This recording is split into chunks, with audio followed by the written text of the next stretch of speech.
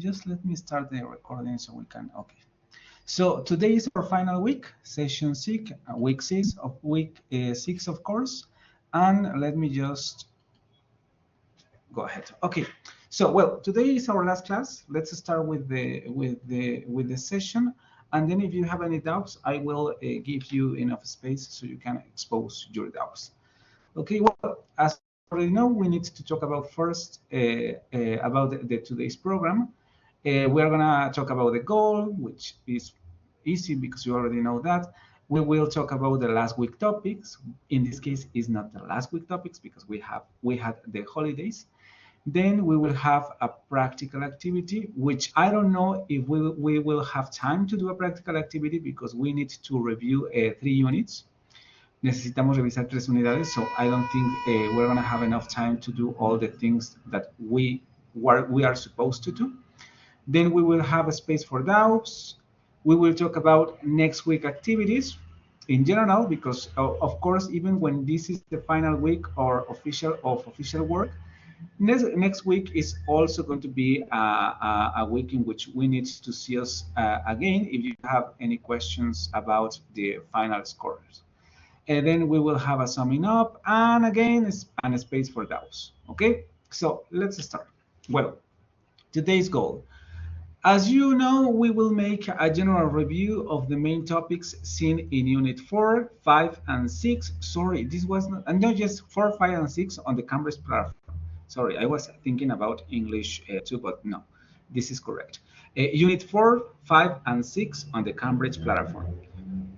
Of course, today we were supposed to review only 4 units, but as we are not going to have any class next week, we need to review also 5 and 6 units. So it's kind of difficult because we have a lot of topics to talk about, and this is normal. I mean, in the other courses, I have the same problem. So let's try to do it the best way we can. So let's go. So last week activities in the vocabulary you learn how to talk about time and money, how to talk about prices and value, and how to apologize, and then also how to answer las dos últimas unidades. Okay, well, I don't know. Did you send me a message for that problem? Well, let's go with the exposition because if not, we're gonna miss this. So at the end, you can tell me your problem. So you learn how to apologize and then how to answer an apologize. And in the main points about grammar, you learn how to use to, how to use enough, how to use comparisons. We were talking about, if I'm not wrong, about comparative adjectives. Just make a brief review because I don't remember exactly very well.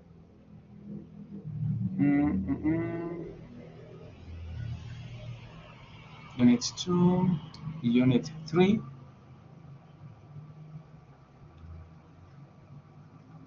Two and enough, and yes, well, not comparatives.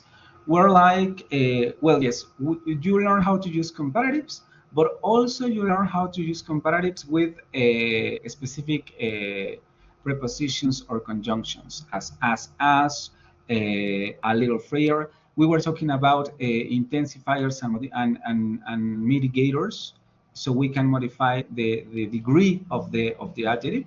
And I think that was very important. I also remember that I presented to you a video about those kind of topics because it's important for us to know those phrases, how to modify the degree of an adjective, okay? And I was telling you also that in terms of the things that I recommend you to pay attention to is in terms of vocabulary, collocations, or patterns. I was explaining that one of the things that I really like about a vocabulary section on Cambridge platform is those phrases or those patterns that you need to learn in order to convey a specific meaning. And I was also trying to explain to you this concept in Spanish, because this is kind of difficult. What is a collocation and what is a pattern? And I was telling you that collocations are words that usually go together. Palabras que usualmente utilizamos juntas. In Spanish, we also call them colocaciones, o también tienen otro nombre, pero ya es un nombre muy complicado que no conviene recordar aquí, pero también los tenemos, ¿no? And the importance for these kind of patterns is that they help us to make our speech more natural. Because sometimes we try to convey a meaning, and we try to translate the phrase that probably we may use in Spanish into English. And while in some cases it is okay, or the phrase comes like right, in some cases you need to be very careful, because the words that they used to convey the same meaning is different. So we need to be careful with those kind of phrases, and we need to memorize those patterns. And in terms of grammar, I was telling you also that probably I would focus my attention on the modifying comparisons, which are intensifiers and mitigators, because this is the most difficult topic in this unit, in Unit 3. So these were the main grammar points and vocabulary points that we were working on in the previous session. Okay. Well, for today's session, we need to talk about Unit 4, Unit 5, and Unit 6. Let's start with Unit 4, because we have a lot of work to do today. So, the Unit 4 is called Going G-Local. We have here 3 lessons. The first one, which is more than just a jersey. The second one, which is viral stories. The third one, which is building a brand. Okay. In the first 2 units, you were working like in the previous ones, vocabulary and grammar section. In vocabulary, you have words to talk about advertising, and then you have in the second lesson words to talk about people in the media. We will try to review some of this vocabulary. I hope we have time for that. And in grammar, you worked on models of speculation and subject and object relative clauses. In this case, because of the level, I think that everything is important. In this case, I don't have I don't think that any topic is less important than the other. I think that every section that you have here is really, really important. As I told you before, in terms of vocabulary, you need to pay especially attention to the patterns to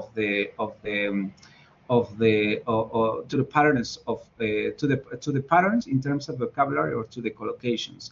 And in terms of grammar, you have here a very, very important topic, because you are starting working on the general use of models. In this case, you learned how to use models for speculations. If I'm not wrong, you were working with could, may, future sentences which have future meanings, because a speculation is a future thing. Then in the third lesson, you will be building a brand. You were working with listening and writing skills. In the first part, you learn how to listen for a gist and details, and how to identify text organization.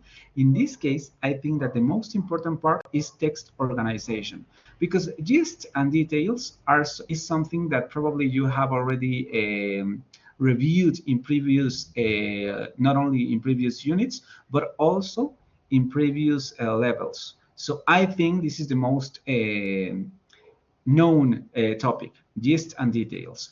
But text organization, it's kind of new, okay? Words to organize the sequence of a text. In this case, in the listening, but also you can use those phrases in writing. And then you learn some strategies to talk about reasons and consequences in a writing speech or in a writing material or anything you want to write, how to organize your reasons and how to organize your consequences. And you learn some conjunctions. I remember that something like so, because of, consequently, some adverbs so you can use those adverbs for making those kind of relationships between sentences, a reason and then a consequence. Okay, so we will return to these topics, but it's important for us that I think that in this case we don't have a specific topic which outstands the other ones. Okay, everything here is important right now. Then in the unit 5, you well, it is called True Stories. Again, we have 3 lessons. Lesson 1, that's another story. Lesson 2, I was just going to call you. Lesson 4, there must be a mistake. Again, as I told you before, when we are going up in the level, the topics, the vocabulary topics and the grammar topics are really important, because, for example, for describing stories and for making and breaking plans, they gave you again some new vocabulary. Well, maybe some of those words or some of those collocations are not very new, but in some cases, for example, for me, some of them were kind of new. Okay, and it's important because they are patterns that we need to use to convey the specific meaning. In this case, I don't remember a specific one, but let me just search for one directly so I can talk about it. What was it? 3, 4, 5. And for example, one that I think was very interesting for me, coming of age story. Coming of age story. Que en español sería algo así como historia de cómo pasamos ni siquiera tenemos un término en español. Podría ser biografía, ¿no? Que también tenemos ese término en inglés, pero está difícil de traducir. Because that term is to talk about stories that focuses on how a person grow, no? And then making and breaking plans, again, some collocations that I think are really important for us to memorize. And in terms of grammar, again, past perfect. This is the first time, if I'm not wrong, that we are working with a new verbal tense, past perfect. And of course, past perfect, I think it's easier than present perfect, but I don't know. Probably for some of you could be as difficult as the present perfect. But right now you are working with a new verbal tense that is important that you take into account, because again we were talking about in previous sessions conditionals. We were talking about conditionals, and past perfect is a really important verbal tense for us to start work, or for us to start using conditionals like the second conditional and the third conditional. So I think it's important for you to pay attention to this part. And then another one, which is was and were going to, and was and were supposed to. Phrases or structures, verbal structures, that we use to talk about past plans. Really, really important. In Spanish, we have a similar structure, como yo iba, ¿no? Se supone que tú ibas a traer las palomitas, ¿no? It was supposed that you were were going to brought popcorns or something like that. Okay, to talk about plans, but in the past. We know how to talk about plans in the future because it's the most natural way to talk about plans. Plans are for future.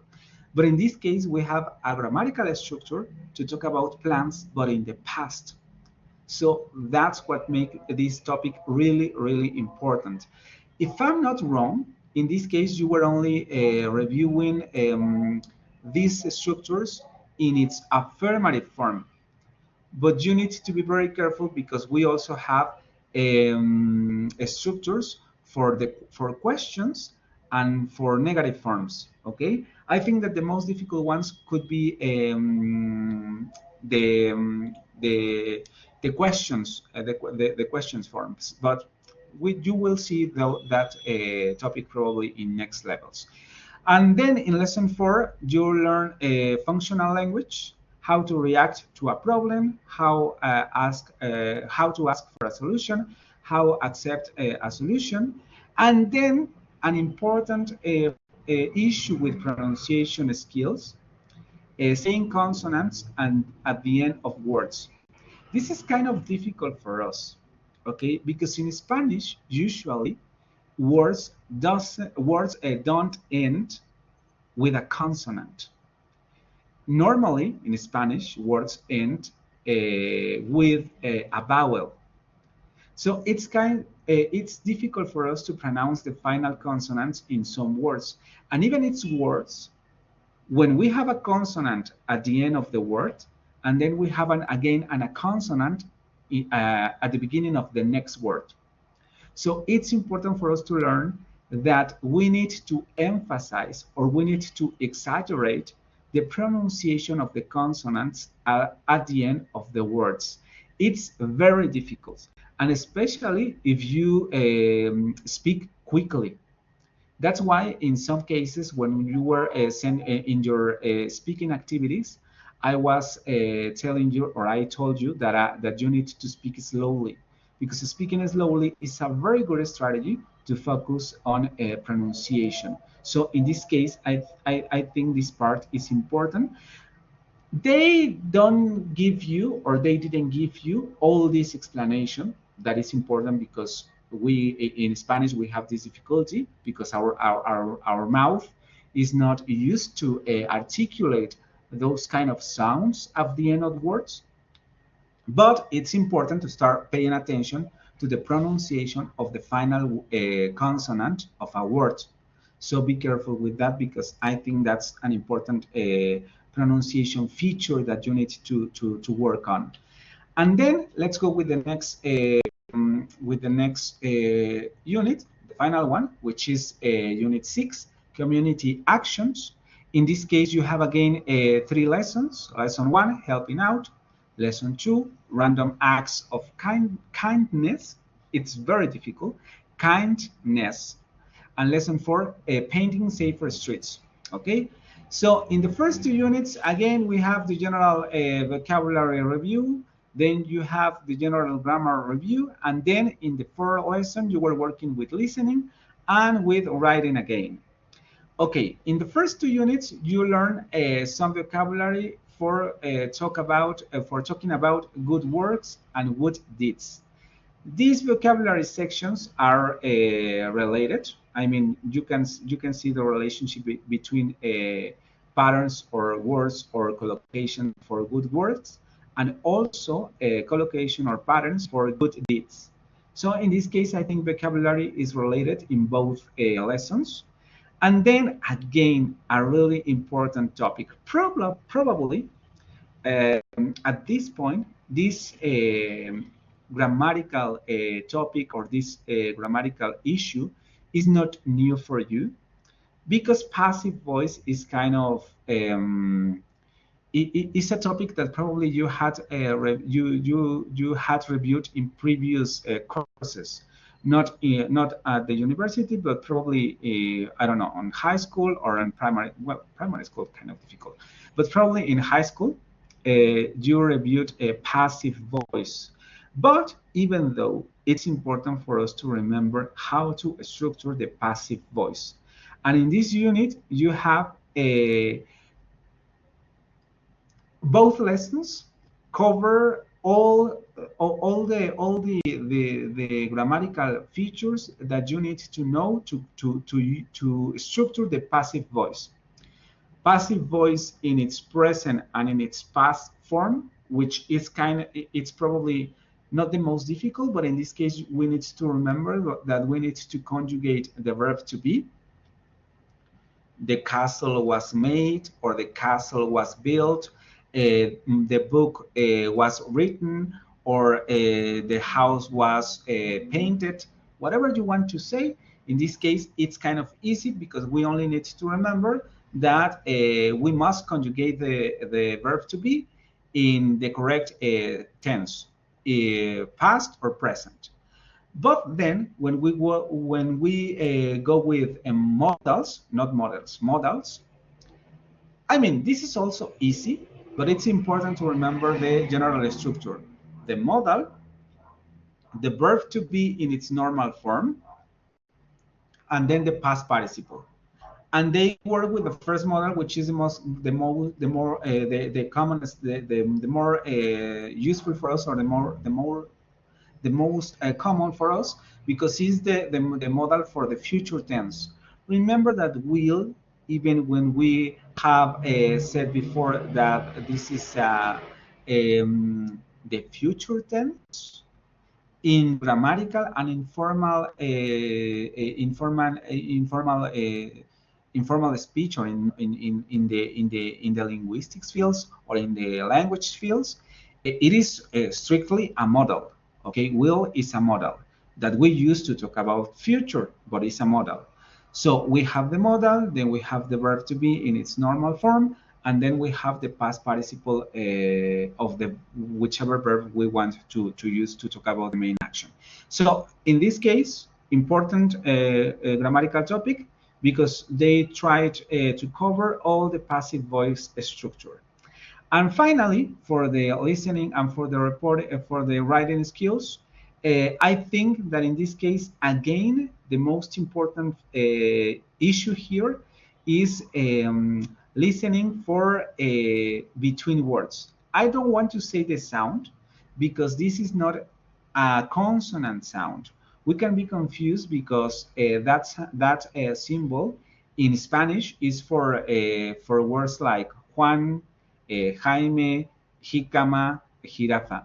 But the real name for this phoneme is semivowel. Probably you know that word because your phonetics and phonology class. Because there you work with phonemes, and in this case we are working with this phoneme, a semiconsonant or a semivowel, which is very similar to the vowel E. Okay, but it's important because these make a big difference in the connected speech. Both pronunciation topics, I think, the first one, the pronunciation of the final consonants at the end of the words, and this one, the semivowel between a vowel and another vowel, or when it appears in the context of vowels, it's important for connected speech. Okay, because if we want to gain fluency, we need to pay attention to those kind of details. For example, in this case, pronunciation for final consonants is very important for verbs, because in the conjugation of the verbs, we need to be very careful between the simple present and the simple past. For example, for words like help. Help is the simple present. I help you, or I will help you. But if we want to talk about the past, we need to exaggerate the final T. I helped you. Yo te ayudé. I helped you. Helped you. So I think this is, again, a very important topic, because we need to be very careful with those kind of things. Okay?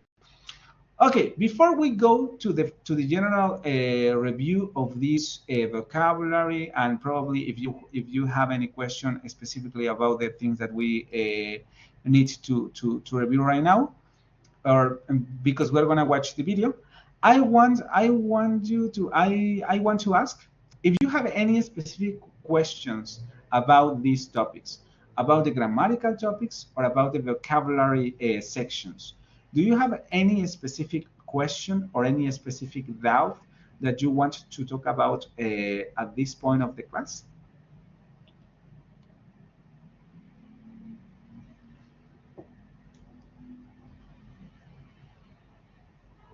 I don't know, about models, about subject and object relative clauses, whichever you want to talk about. No? Okay, so let's go now then with a video, because if you don't have any questions, just let me see if something it's important for us to to deal with right now. Well, I didn't talk about a lot about subject and object relative clauses, but again, this is important for us. Okay, I don't remember if it was with you. I don't remember if it was with the with English 2 group. But for this point, you are already familiar with relative pronouns. So in these cases, we need to be very careful because subject and object relative clauses are different because of the use or the role that the relative pronoun plays inside the subordinated sentence, because we have here a subordination relationship between the two sentences. We're not going to talk about that so much more, but in this case, you need to remember that a subject relative clause. Just let me go with the example so we can.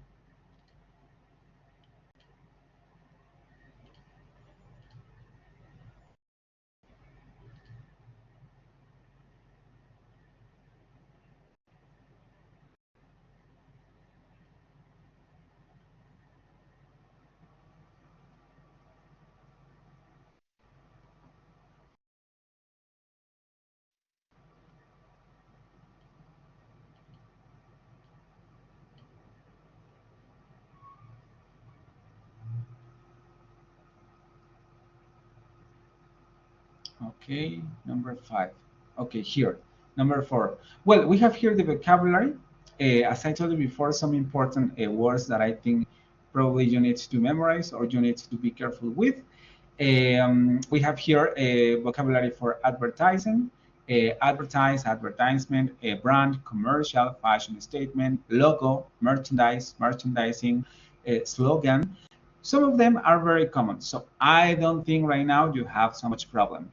In this case, models of speculation, you need to remember that we have must, might, could, may, can, or must not. Okay, we cannot stop on each of these models, but you need to be very careful because as I like to say to my other students, this is a very good explanation of the use of a model because they are talking about the meaning.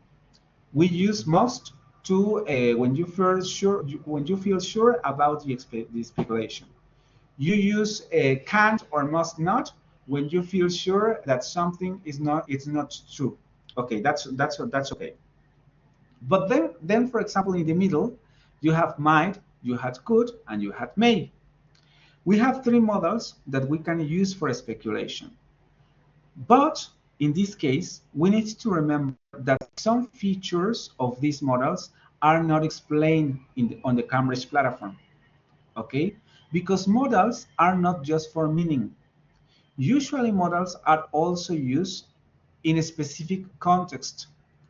For example, you need to learn when to use a model for informal situations or for formal situations.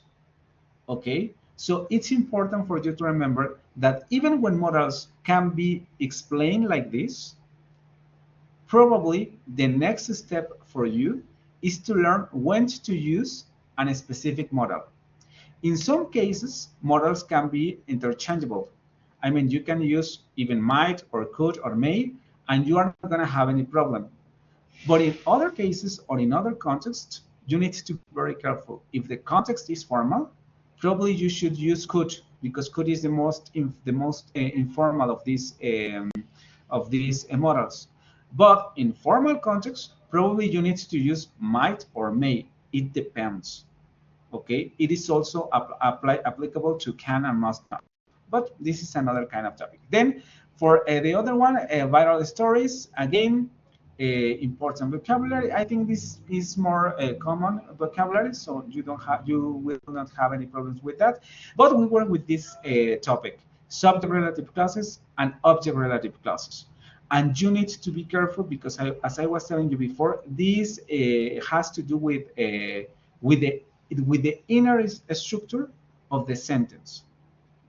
We said that we have a subject relative clause when the relative pronoun is followed by a verb, which means that the relative pronoun is the subject of the next sentence. When we are talking about an object relative clause, we are talking about that a relative pronoun is followed by a noun.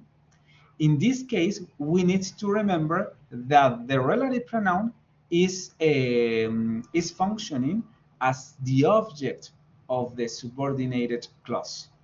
Okay, this is a very grammatical issue, but it's important to remember because when we have an object relative clause, they gave you a very important feature or a very important fact that you need to remember with object relative clauses, that we can drop the relative pronoun if the relative pronoun is functioning as an object.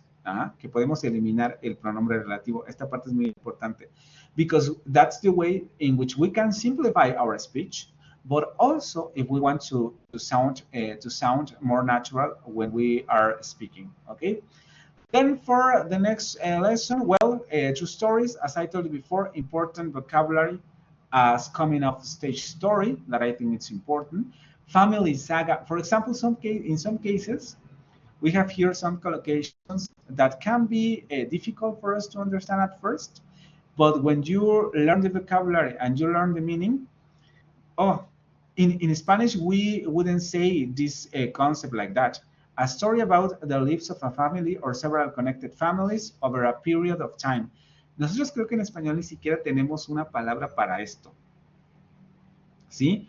Posiblemente lo más cercano sería como historia familiar, más que family saga. So we don't say family story. We say family saga. A feel-good story. A story that causes happy and positive feelings about life. Aquí, en español tal vez diríamos historia positiva, ¿no? Nunca diríamos a feel-good story, una historia que se siente bien. En español nunca diríamos eso. Aquí tenemos una colocación en inglés que nos habla de una forma muy particular de codificar este significado. Feel-good story. Hard luck story. Human interest story.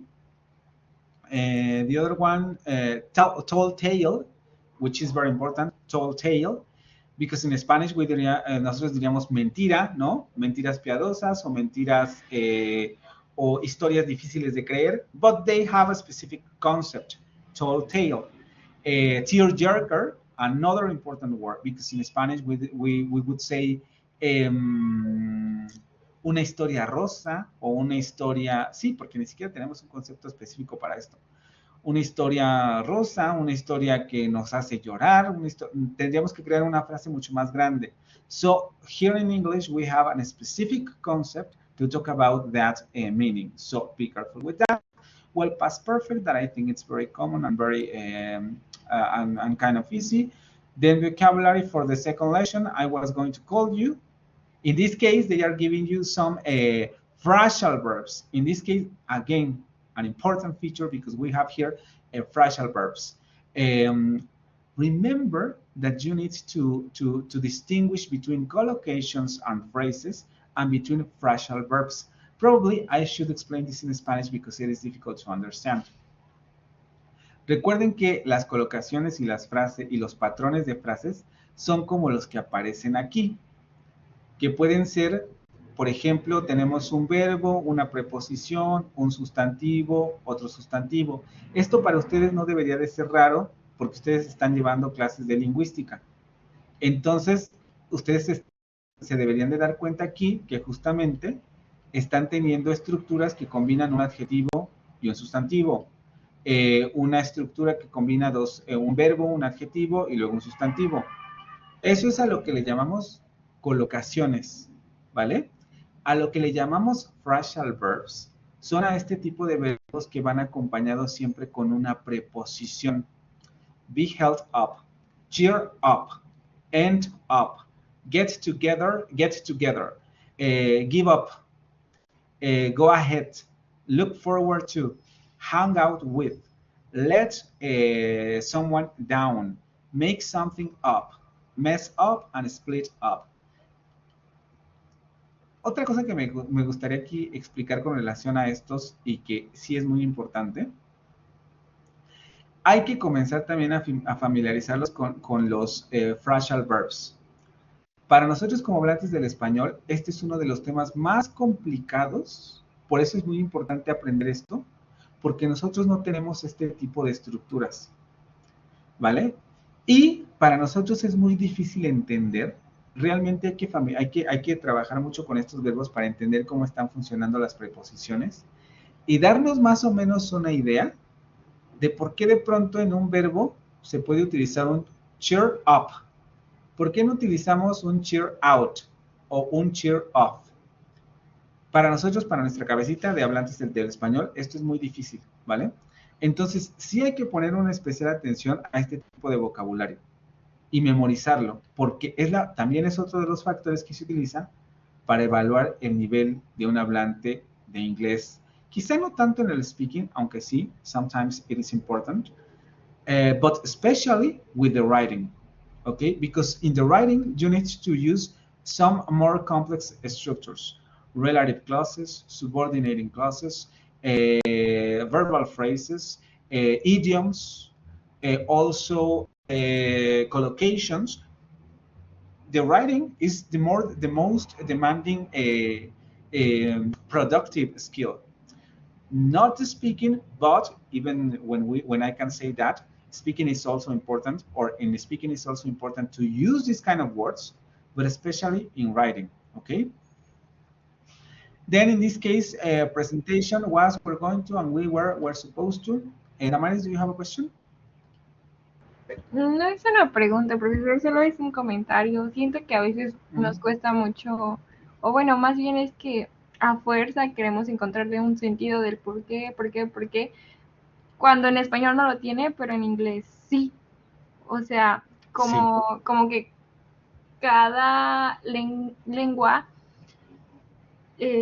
pues tiene un contexto diferente y por eso usan expresiones diferentes. O sea, en español no tendría sentido, pero en inglés sí lo tiene. Pero como no conocemos su contexto, por eso se nos complica demasiado. Sí. Y yo recomiendo que sí comiencen como, ojo, por eso me gusta mucho este tema, porque es un poco como obligarnos a pensar en inglés. Aquí sí nos obligamos a pensar en inglés.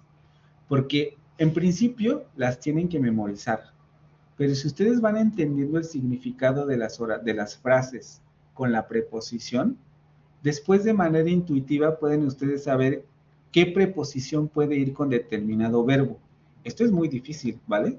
Porque esto ya lo hace un hablante nativo de una manera mucho más fácil. Pero ustedes pueden ir encontrando ese sentido. No que ustedes entiendan por qué ocurre, podamos decir, ocurre por esto, porque incluso si yo quisiera explicárselos ahora, probablemente no me va a salir, porque es una cosa muy del inglés que para nosotros no tiene ningún sentido, ¿vale? Pero cuando yo hablo de tratar de encontrarle ese sentido, es para que se les ayude, para que ustedes se ayuden de una manera mucho más intuitiva a utilizarlos. No porque necesariamente vayan a poder hacerlo o lo vayan a entender del todo, ¿vale? Eso también es muy importante. Y sí, no siempre tenemos que buscarle un sentido. Por eso, hay algunas ocasiones en las que yo les digo a mis alumnos, en algunos casos, la traducción ayuda mucho a entender cómo se estructura una determinada cosa. Por ejemplo, para mí, una de las cosas que sí recomiendo mucho utilizar la traducción para entender son los verbos.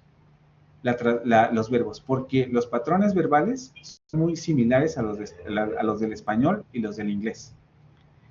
Pero, por ejemplo, los phrasal verbs, they don't have a translation in Spanish.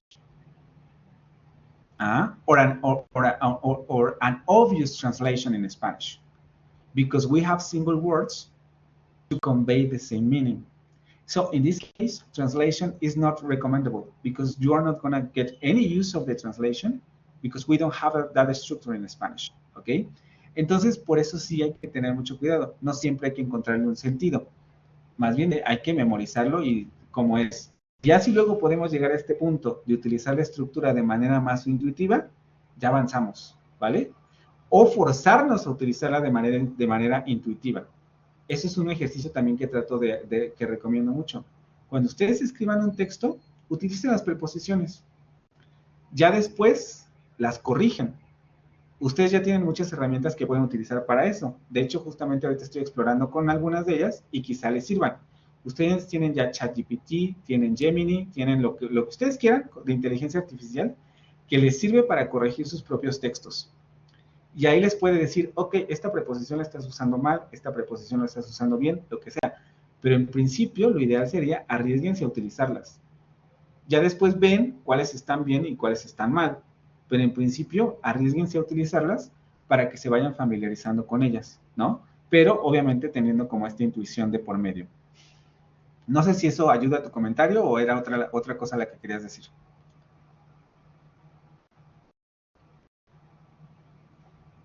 ¿Sí? Okay, vale. So let's go with the presentation again because we have only 15 minutes. Again, helping out, you have again some important collocation, bring together, connect with, get involved with, get to know, help out, pass on, take care of, take part in.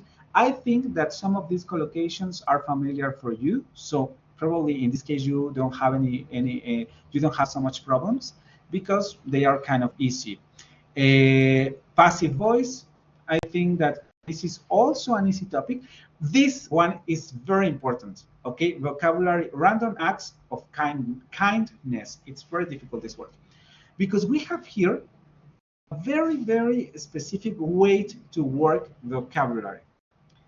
They gave you the verb, they gave you the noun, and if we have, they gave you the adjective, even if you have verb, noun, or adjective, or just verb and noun, or just noun and adjective, they gave you those words, and then they gave you a phrasal verb or a collocation.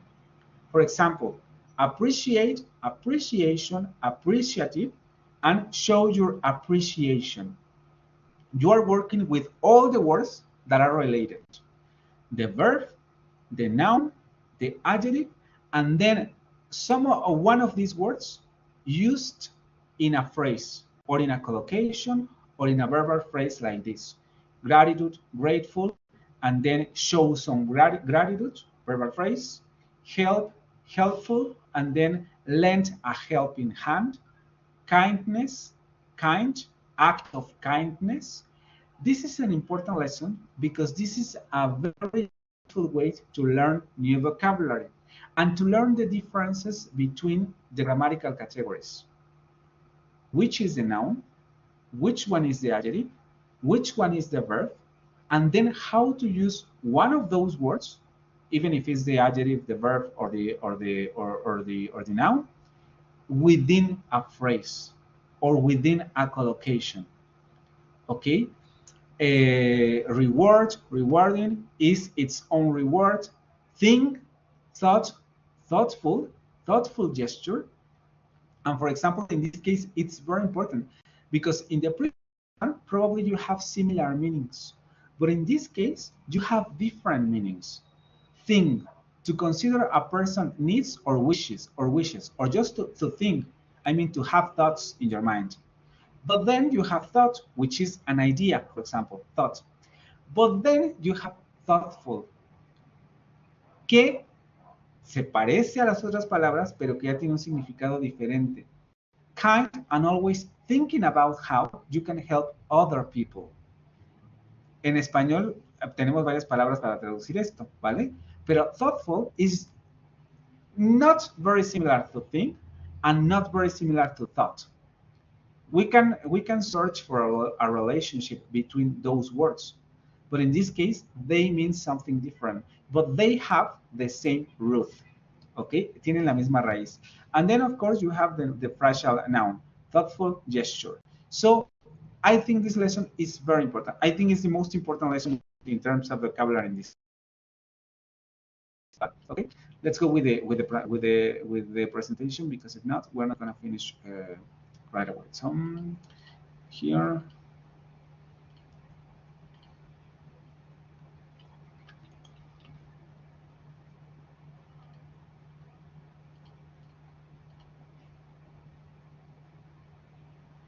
Okay. So you don't have any questions? Any questions that you have right now?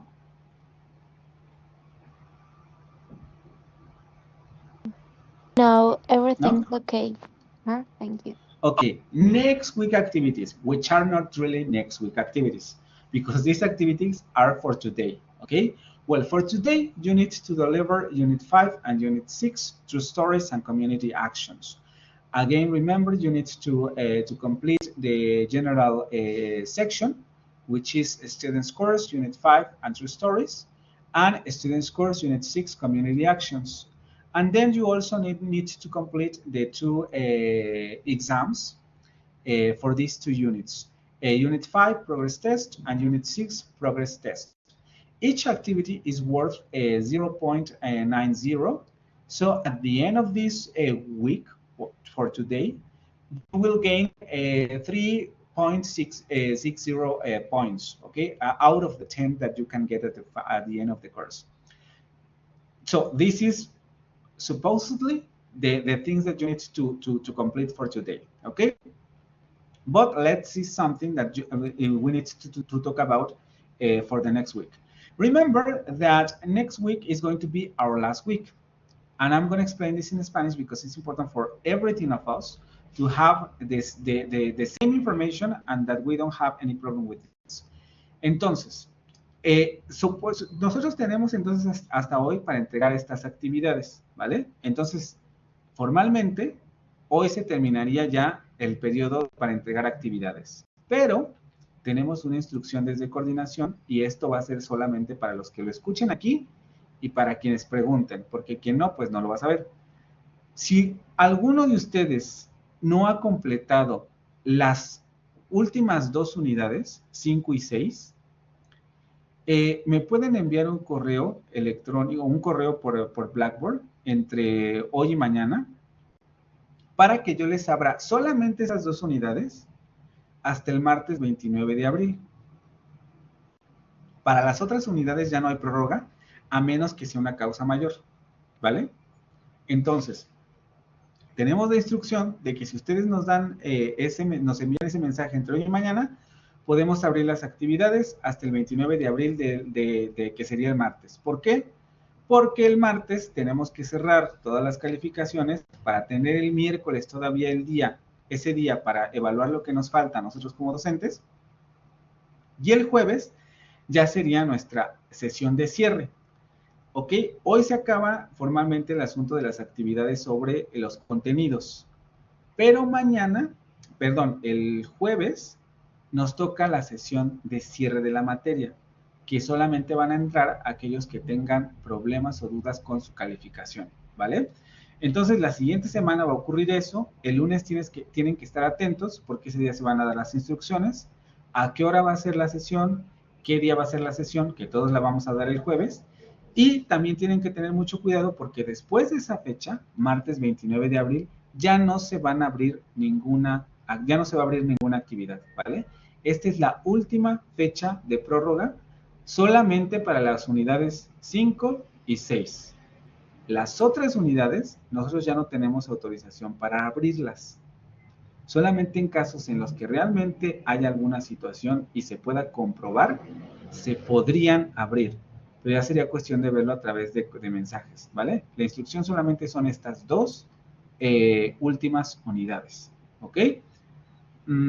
Ok, vamos con preguntas, porque por aquí creo que sí hay preguntas, ¿no? Las dos últimas unidades. Ok, aquí, y sí te contesté el primer correo y creo que luego me volviste a mandar otro, ¿no? Es uno que no he abierto, porque ahorita que entré a la plataforma fue lo que vi, pero no, ese segundo ya no te lo he contestado porque lo acabo de ver. Pero el primero sí te lo contesté, ¿no? Que yo te decía, las unidades en estos momentos están abiertas. Entonces, técnicamente tú no tendrías que tener ningún problema para entrar a las unidades. Porque además nadie más me ha dicho que haya tenido un problema para entrar a la unidad 5 y la unidad 6. Si realmente ese problema ha persistido, lo que yo te recomendaría que hicieras ya para entre hoy y mañana es que mandes el ticket explicando la situación para ver si tiene que ver algo con tu cuenta en específico. porque yo no tengo acceso a ese tipo de información ni puedo ayudarte con eso, porque yo no tengo acceso a ese tipo pues sí, no te puedo ayudar ahí para acabar rápido, porque no tengo acceso a nada de eso, ¿vale? En dado caso de que eso se solucione, entonces yo ya te abriría, incluso si quieres puedo hacer eso desde ya, si es que no tienes el acceso, te puedo abrir las unidades hasta el 29, pero si sigues sin poderlas abrir, eso ya es una cosa que tiene que ver con sistemas y eso ya lo tendrías que resolver con ellos. ¿Sí? Entonces yo te puedo abrir las unidades, pero te digo, si sigue ese problema de acceso, eso sí yo ya no sabría cómo ayudarte. Dime. Ya mandé ticket, pero no me han resuelto nada aún. Ok, hay que esperar porque sí responden. Ya me han enviado desde coordinación algunos tickets de esa naturaleza. Pero si no te responden, entonces ahí sí yo ya no sabría cómo ayudarte. Te digo, yo te puedo ayudar haciendo eso. Te voy a abrir las unidades hasta el 29. Entonces tú sigue tratando. Y si ya ves que a lo mejor no, lo ideal sería llamar a sistemas o llamar a coordinación para decirles, me está ocurriendo este problema, tomar las capturas de pantalla y enviárselos a ellos. Porque yo, más allá de poderte abrir las actividades, ya no podría hacer nada más. Porque te digo, además nadie me ha comentado que haya tenido este problema. Entonces lo más probable es que tenga que ver con tu cuenta. Ok, teacher. Sí, entonces, Seguiré entonces insistiéndoles. sí, y entonces yo te las voy a abrir hasta el 29, pero sigue insistiendo con eso, ¿vale? Por favor, Ok, gracias. para que te traten de solucionar antes del lunes. Ok, ¿alguna otra pregunta? Any other question that you have about all of this, all that I explained?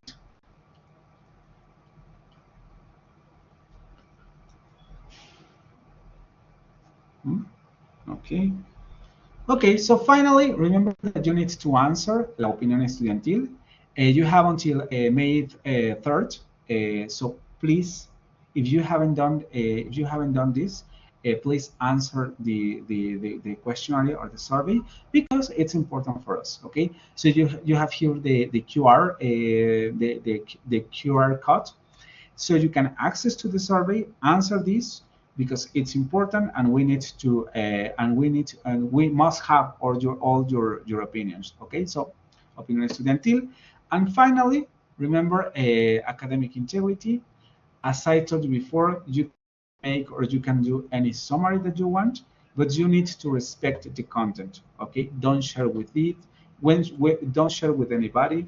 This is a material. This is a material that you can use because you are in this university, but the material is not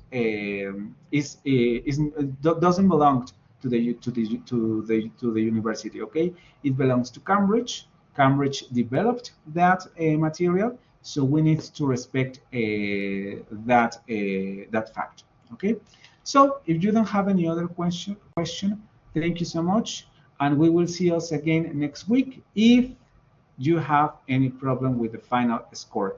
And Anna, please do that. Insist on systems if you keep having the problem, because I cannot do anything with that. I will open the activities for you until April 29th, but that's all that I can do. All right? Okay, teacher, thank you. Okay, then if you don't have any other comment or question, see you. Bye-bye. Thank you. Have a